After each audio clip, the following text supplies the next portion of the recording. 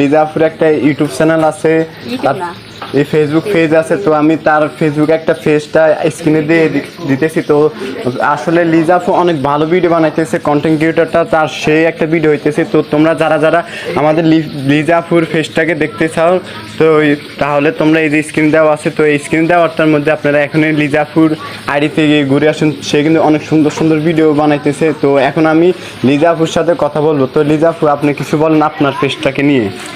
আমি এটাই বলতে চাই যে আপনারা যেখান থেকে আমার ভিডিওটা দেখবেন অবশ্যই আমার পেজটাকে ফলো করবেন, আর আমার পেজটা অবশ্যই ভাইয়া স্ক্রিনের মধ্যে দিয়ে দিবে, সবাই পেজটাকে ফলো করে দিবেন, এটাই।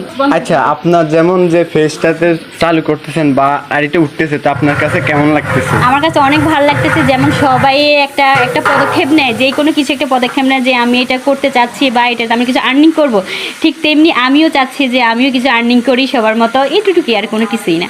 তাই তো দেখতে পাচ্ছেন